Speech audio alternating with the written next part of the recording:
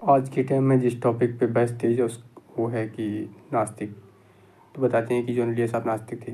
तो उनके कुछ शेर हैं कि यूं जो तकता है आसमान को तू, कोई रहता है आसमान में क्या। हासिल कुन है ये जहाँ ख़राब, यही मुमकिन था इतने उजल में। यहाँ हासिल कुन से मुराद है कि जो कुन है, जो अरबी ज़ुबान में हो जा के मायने हैं। कुरान में आया है कि जब खुदा ने कुन कहा तो ये दुनिया बन गई। और जब इस शेर को दो मतलब हो सकते हैं। एक तो ये हो सकता है कि खुदा ने जल्दबाजी में बस कुन कहकर इस दुनिया को बना दिया, इसलिए उस दुनिया के सारे मसाइल, सारी परेशानियां हैं और ये बहुत जल्दबाजी का फैसला था। और दूसरा मतलब ये हो सकता है कि खुदा है या नहीं। इसके लिए कुछ अशार और भी हैं कि हम यहाँ खुद आए हैं, लाया नहीं कोई हमें, और खुदा का हमने अपने नाम पर रखा है नाम। और दूसरा शेर है कि है खुदा भी अजीब, यानी जो न ज़मीनी न आसमानी है, न आसमानी है, सॉरी। तो बुत है कि खुदा है वो मानता है, न खुद न मानूंगा। बुत है कि खुदा है वो माना है, न मानूंगा। उस शौक़ से जब तक मैं खुद नहीं मिल आने का। और शेर है कि कहाँ का दीन, कैसा दीन, क्या दीन, ये क्या गड़बड़ मचाई जा रही है। और एक गजब तो और हाल है कि जो है, यानी मैं भी नहीं खुदा भी नहीं। तो जॉन साहब का ये भी कहना था कि ये लोग जो हैं ये एक दूसरे को कत्ल कर डालते हैं। ये कत्ल करने वाले हमेशा मज़हब के ही क्यों होते हैं। हम ये कहते हैं कि अक्ल और फ़लसफ़े के लोग कभी एक दूसरे को कत्ल नहीं करते। फिना व फसाद की आग हमेशा मजहबी लोगों के दरमियान ही क्यों लगती है। तो अब नहीं कोई बात खतरे की, अब सभी को सभी से खतरा है। आखिर समय जॉन एलिया साहब ने शहर अमरोहा से बहुत प्यार करते थे, याद करते थे उन्हें। और जॉन साहब ने 4 बरस छोटी उम्र की बहन नफीसा नफसी आपा बातचीत के दौरान कहती हैं कि जॉन साहब बचपन से बेइंतहा शरीफ थे और उनकी पढ़ाई में कोई दिलचस्पी नहीं थी, जबकि हमारे यहाँ पढ़ाई का बड़ा फ़ख्र किया जाता है। वहाँ की यही कोशिश थी कि जो जॉन को समझाएं कि पढ़ाई करो, खेल पे ज़्यादा ध्यान मत दो। जॉन तैयार होकर कॉलेज तो जाते थे मगर पढ़ाई नहीं करनी थी। सो मार्केट से मार्केट तक, कॉलेज से मार्केट तक, मार्केट से घर तक घूमते आते और अपना वक्त पूरा करके आ जाते। हमारी अम्मा और मैं बहुत खुश थे कि कितने कायदे से जाता है, कायदे से आता है, कोई गड़बड़ नहीं। अम्मी कहती कि बड़ा अच्छा काम कर रहा है, मेहनत मेहनत बहुत काम आती है। देखो भाई, मैं भी अपनी कितनी मेहनत की है, बहरहाल उनमें कई साल ज़ाया किए। ये कहते हैं मुंतज़र फ़िरोज़ाबादी कहते हैं कि देखो भाइयों, मैंने भी कितनी मेहनत की है। बहरहाल उसने कई साल ज़ाया किए। तो पता चला कि अम्मा बहुत नाराज़ हुई। फिर उन्होंने इसरार ज़िद किया कि तुम पढ़ोगे, तुम पढ़ोगे। फिर जॉन साहब ने कहा कि अच्छा ठीक है, मैं पढ़ूंगा और बरेली जाकर इम्तहान दूंगा।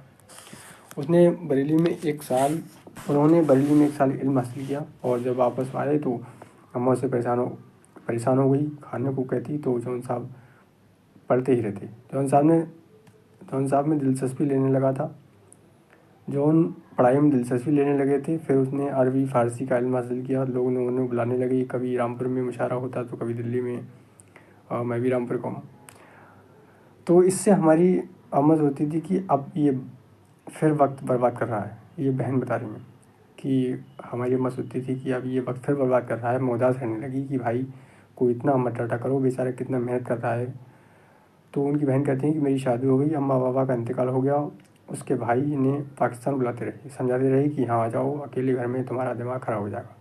जॉन साहब ने कहा कि मैं यहाँ नहीं जाऊँगा, यहाँ से नहीं जाऊँगा। जॉन अकेले ही घर पे रहते थे। एक मुलाजिम था हमारा हसीन, वो खाना बनाता और घर की साफ सफाई करता। अक्सर उनके दोस्त अब आप घर आ जाते तो घर घर सा लगता था। जॉन मुझसे बड़े थे तो, लेकिन मैं हमेशा उनसे लड़ती रहती थी। मुझे इस बात का एहसास हुआ, बहुत दिनों बाद हुआ, कि जॉन तो मुझसे प्यार करते हैं और मैं इससे इतना लड़ती हूँ। जॉन मुझसे हमेशा कहते थे कि तुम हंसती रहा करो, मुझे ऐसी ही अच्छी लगती हो। फिर उदासियों का ऐसा माहौल आया कि हम सब अपनी अपनी जगह उदास रहने लगे। हम सब यही सोचते थे कि जॉन को यहाँ से ले जाए।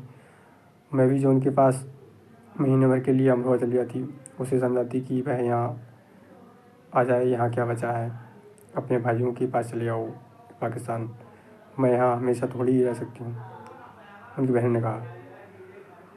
तो जॉन साहब कहते मुझे तो जाना ही पड़ेगा। लोग भी उसे टोकते मियाँ यहाँ कहाँ उदास खड़े रहते हो, चले जाओ पाकिस्तान अपने भाइयों के पास, उनका परिवार है, बच्चे हैं, रौनक है, यहाँ तुम बीमार हो जाओगी। जॉन कहती ये सब चाल है मेरे खिलाफ, एक साजिश है।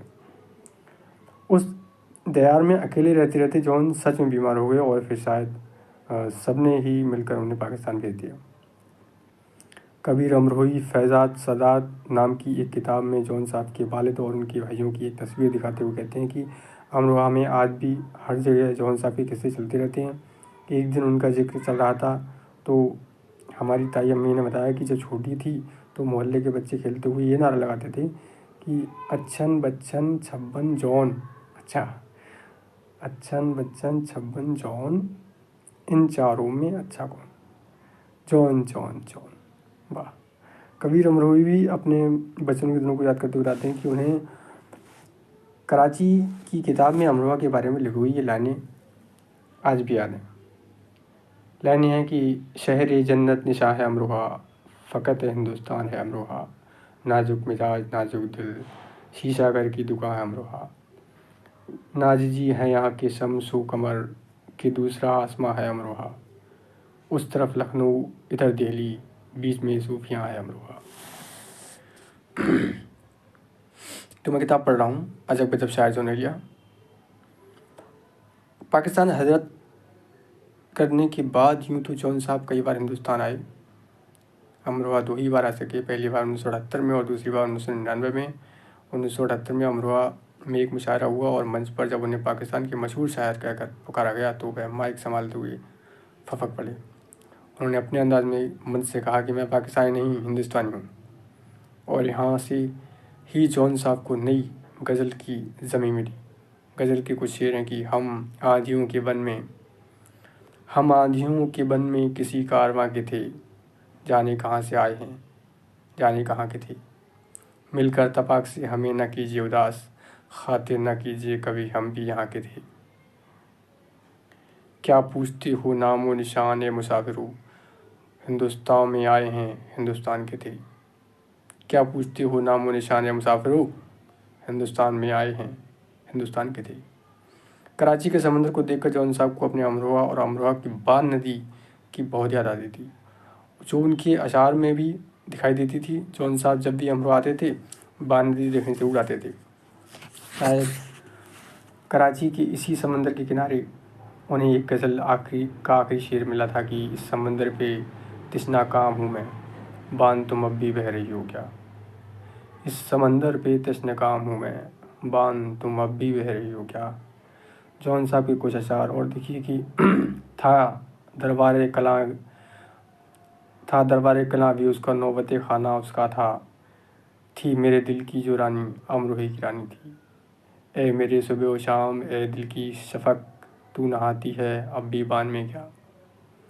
उन्हें मुसलमान गंगा और यमुना की धारा आवाज़ देती थी। वो उनकी सदाओं को अपनी खूबसूरती के साथ पर गुनगुनाया करते थे। मत पूछो कितना गमगीन हूँ गंगा जी और यमुना जी, ज़्यादा तुमको याद नहीं हूँ गंगा जी यमुना जी। अमरोहा में बान नदी के पास जो लड़का रहता था, ये शेर है कि अमरोहा में बान नदी के पास जो लड़का रहता था, अब वो कहाँ है, मैं तो वहीं हूँ गंगा जी यमुना जी। जनाबी यूसुफ़ी, जिन्हें जॉन साहब अक्सर जादूगर कहकर बुलाते थे, ने एक प्रोग्राम में फरमाया कि एक ज़माने में जब हम जवान थे और जॉन एलिया बिल्कुल ऐसे थे जैसे अब हैं। हम रसालों में उनकी गज़लें बड़े शौक़ से और बेताबी से पढ़ते थे। ये किसी आवारा एंग्लो इंडियन लड़की का कलाम है, वजह जॉन एलिया का नाम। एक दिन मेरी मुलाकात उनसे उसी बैंक में हुई जहाँ मैं काम किया करता था। उस दिन मैं रोजे से था और जॉन एलिया साहब की भी तबीयत इतनी ख़राब थी कि पानी तक से उनको परहेज़ था। चुनांचे उनको उस ज़माने में भी रोजे ही नहीं और बहुत सी फ़राइज़ दीनी वो दुनियावी मुआफ़ी और लवाइस हलाल थे। ज़माने में भी मैं उनको ऐसी महफूज जगह ले गया जहाँ मेरी और मुसल्ला गार्ड के अलावा कोई कदम नहीं रख सकता था, यानी कि बैंक के लोहा पिलाई और सलाखों वाले स्ट्रांग रूम में, जिनमें 4 तिजोरियाँ और एक चूहेदान रखे थे। चूहेदान को बार बार शक और खौफजदा नज़रों से देखते हुए 3-4 दफ़ा मुझसे पूछा, ये कहाँ क्यों रखा हुआ है। वहाँ हमने चोरी छुपे जो चाय पी वो मुझे याद है। वो ज़रा उन्हें याद हो कि ना हो, मुझे याद है वो ज़रा उन्हें याद हो कि ना याद हो। मिर्ज़ा अदू बेग कहते हैं कि चाय में गुनाह की मिलावट हो जाए तो शराब का मज़ा देती है। वो खुद बयां करते हैं कि मेरा एक मेजर इश्क इसलिए नाकाम हुआ क्योंकि मैं उस ज़माने में अमरूद तक अफोर्ड नहीं कर सकता था। तो रूसिया ने अमरोही में एक मुस्तकरी ख़रीदार महबूबा को एक दिन 1.5 सेर अमरूद पेश किए और वो उस मरदूद नाकाबूल के साथ चली गई। उस दिन जमाल एहसानी के कहने लगे, जानी शायरी करना दुनिया में सबसे आसान काम है। पूछो उस्ताद कैसे? तो उन्होंने कहने लगी मसलन आप स्मगलिंग करने लगें तो एक न एक दिन आपको गोली मार दी जाएगी, लेकिन आप शायरी करें तो कोई भी मजहब महज शायरी की वजह से आप पर 4.25 की गोली बर्बाद नहीं करेगा। कुछ दिन हुए गुफ्तगू के दौरान जब उन्होंने कहा कि मेरा पहला इश्क 8 वर्ष की उम्र में एक कातलाना आलम से हुआ तो मुझसे नहीं रहा गया। मैंने पूछा कि उनकी उम्र क्या थी? फरमाया 6 साल, यानी जॉन साहब की उम्र 6 साल थी। मैंने हैरत से उनकी तरफ देखा तो उंगलियों से बालों में इस तरह कंघी की जैसे और उलझ जाए। फिर फरमाया उम्र से कोई ताल्लुकात नहीं है। फिर पहले शेर की बात भी सामने निकल कर आई तो जॉन एलिया साहब बोले कि उस वक्त कोई नहीं कह सकता था कि मैं 8 वर्ष का हूँ। 30 बरस की उम्र में पाकिस्तान आ गया। मैंने फरमाया आज भी नहीं लगता कि 70 बरस के हूँ, 70 के हूँ। साहब का इंतकाल 70 वर्ष की उम्र में ही हो गया था। ये बात बिल्कुल वैसे ही है जैसे बशीर बदर साहब अपनी उम्र 555 बताते हैं। मैंने फरमाइश की कि अपना पहले शेर सुनाइए। फरमाया बजाय लाओ सीरियत के बजाय शेर है कि चाह में उनकी तमाचे खाए हैं, देख लो सुर्खी मेरे रुखसार की। तो उसी सियासत में भाई जॉन ने इज़हार मोहब्बत के तरीके में वही जुमले दोहराए जो अपने मजमूए शायद जो किताब है शायद के दीवाचे में लिख चुके हैं। वो तरीका ये कि महबूब अगर सामने से आ रही होती तो मैं उसकी तरफ से पीठ कर लेता, यानी मुंह फेर खड़ा हो जाता। इसका मतलब ये था कि ये लड़की, मैं तुमसे मोहब्बत करता हूँ। उन्होंने गर्दन मोड़कर और दाएं हाथ की बाएं आँख ढककर बताया कि वो मुंह फेर कर इस तरह मोहब्बत का इजहार करते हैं। ये उनका तरीका था। फरमाया कि शरीफ मर्द और बाइस्मत बीवियाँ इसी तरह ऐलान मोहब्बत करती हैं। इज़हार मोहब्बत का तरीका मालूम करके जो प्रसन्नता हुई बयान नहीं कर सकता। सारी बदगुमानियाँ दूर हो गईं। मैं सुबह सवेरे साहिल समंदर पर टहलने जाता हूँ। मैं भी तो कहूँ कि ये खुशशक्ल औरतें मुझे आता देखकर कभी पल्लू खींचकर तो कभी मुंह फेर कर दूसरी तरफ क्यों देखने लगती हैं। तो अब बात समझ में आई कि यूसुफी साहब ने आगे फरमाया कि जॉन साहब एक सुबह अजानों के वक्त मुशारा पढ़कर अपने 2 शागिर्दों के कंधे पर अपने हाथ और शेरवानी रखे लौट रहे थे कि एक शागिर्द ने शायर का, जो बड़े ओहदे पर फाइज थे और मुशायरों में मर्सिडीज़ कार में आते थे, नाम लेकर कहा कि उस्ताद आपने मुलाहिजा फरमाया इस शख्स को मुशायरे में बिल्कुल दाद नहीं मिलती, फिर भी कितना खुश है और संतुष्ट न रहता है, मगर हमें दाद न मिले तो हमारी तो हफ्तों की नींद खराब हो जाती है। दोनों साहब बोले, जानी वो हर एक को इसी तरह मुखातिब करते हैं सिवाय अपनी बेगम की। तुम्हें मालूम नहीं कि उसके पास 18 लाख रुपए हैं, वो काहे को डिप्रेस होने लगा। इस पर दूसरा शागिर्द बोला, उस्ताद आप क्या फरमा रहे हैं, वो तो बहुत मालदार है, 18 लाख की तो फ़कत उनकी कार ही होगी। तो साहब ने फरमाया कि होगी, मैं तो बस यहीं तक सोच सकता हूँ। जनाब यूसुफ ने आगे फरमाया कि जॉन साहब के बारे में जितनी भी तोहमतें काबिल यकीन और नाकाबिल यकीन खबरें सुनने में आती थी, उनको फैलाने वाले वो खुद ही हैं। मुशायरे में उनकी पढ़त ऐसी थी कि सारे मुशायरे पर छाते थे, डूब पर लिखते और उसी तौर में पढ़ते थे। इंतकाल से चंद माह पेशतर उन्हें धुन जमाई कि मेरी शादी करा दीजिए। उन्होंने जिद बढ़ा ली। तो मैंने पूछा कि आपके निकाह के लिए दुल्हन की क्वालिफ़िकेशन क्या होनी चाहिए? तो बोले आपने माकूल बात की है। मैंने शुक्रिया अदा करने के बाद पूछा कि रंग तो ज़ाहिर है सफ़ेद ही होगा, मगर मूली या शलजम की तरह सफ़ेद या दानेदार कलाकंद की माशिन अपटवाइट। फरमाया ज़रूर सफ़ेद ज़रूर हो, मगर ऐसा कि उसे देखकर मूली शलजम या ससुरे दानेदार कलाकंद का ख्याल ना आए। मुझे इन चारों की हिना थी। मैंने कहा कि तीनों से ही कहिए। बोले अच्छा बाबा, तीनों ही सही।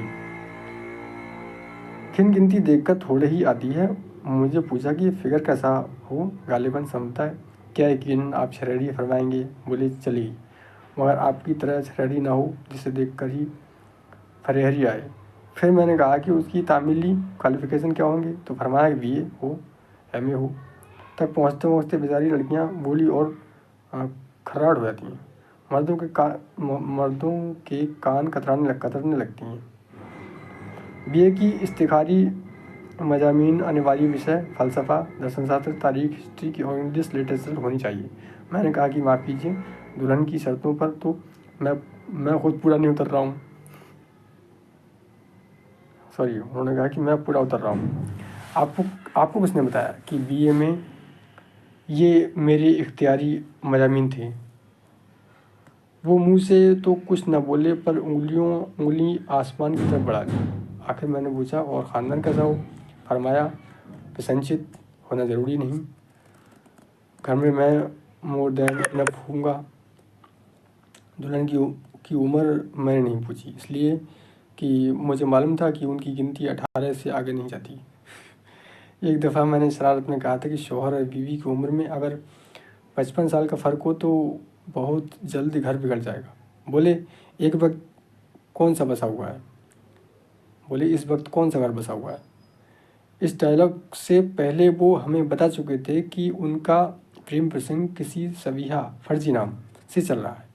कहते हैं कि हमारी स्ट्रेटजी ये है कि सबिहा की जवान बेटी की शादी हो जाए तो वो अपने शौहर से तलाक लेकर हमारी हो जाएंगी, मगर उनकी लड़की की शादी इस तरह होके नहीं दे रही।